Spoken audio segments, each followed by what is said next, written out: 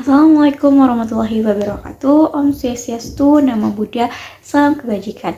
Halo semuanya, perkenalkan nama saya Novia Sudianti dengan NIM 2511389 dari program studi pendidikan sejarah. Di sini saya akan menjelaskan keterkaitan antara kerajaan Kamar dan juga kejayaan Angkor Wat. Nah, kerajaan Kamar adalah kerajaan besar yang pernah menguasai sebagian besar daratan Asia Tenggara, meliputi Kamboja, Thailand, Laos, dan juga Vietnam. Dari tahun 802 hingga 1431 Masehi, berpusat di wilayah yang kini dikenal sebagai Kamboja.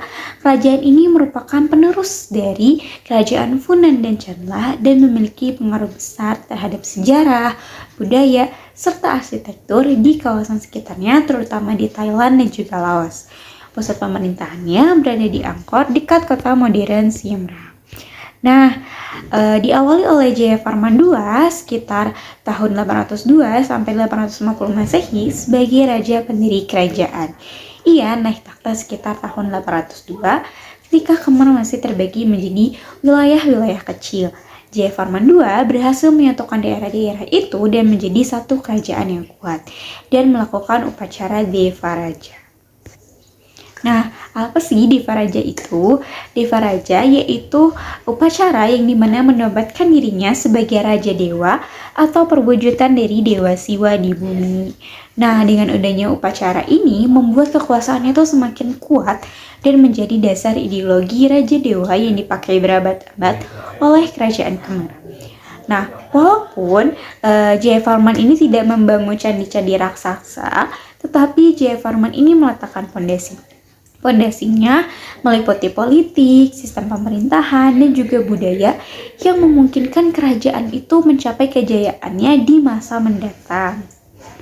Nah, setelah Jayavarman II, raja-raja berikutnya seperti Indravarman, Yasovarman, Rajendravarman, Udayadityavarman terus memperkuat kerajaan dan membangun candi-candi di wilayah Angkor. Nah, sekitar 3 abad kemudian, muncullah Suryavarman II sekitar tahun 1113 sampai 1150 Masehi, raja besar yang berkuasa pada awal abad ke-12. Nah, Suryavarman II memimpin kerajaan serta menyatukan wilayah dan memperluas kekuasaannya. Ia dikenal sebagai pembangun Angkor Wat, candi Hindu terbesar yang didedikasikan untuk Dewa Wisnu. Angkor Wat ini dibangun bukan hanya sebagai kuil nih, akan tetapi sebagai simbol kekuasaan dan juga kejayaan pemerintahannya, serta diyakini menjadi tempat peristirahatan raja setelah wafat. Nah, pembangunan Angkor Wat sendiri dimulai sekitar tahun 1113 dan diperkirakan selesai tahun 1150. Candi ini dirancang sebagai miniatur alam semesta dengan menara utama yang melambangkan gunung, pusat alam semesta dalam kepercayaan Hindu, dan galeri-galeri yang menggambarkan dunia manusia dan juga dewa.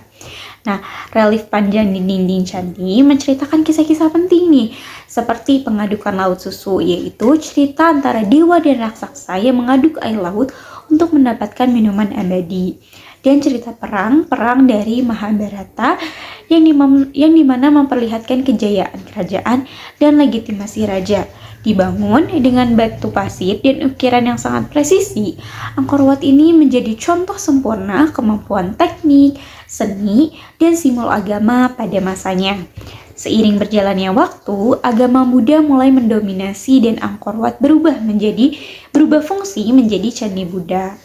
Nah, kejayaan kerajaan mencapai puncaknya pada masa Jayavarman VII, yang dimana raja besar pembangun Angkor Thom.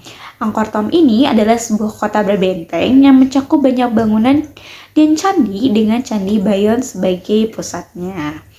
Meskipun kerajaan akhirnya mengalami kemunduran akibat perang, kerusakan sistem irigasi, dan perubahan politik, tetapi Angkor Wat tetap berdiri megah sebagai simbol kejayaan. Sampai saat ini, Angkor Wat menjadi salah satu destinasi wisata dunia dan diakui sebagai warisan dunia UNESCO.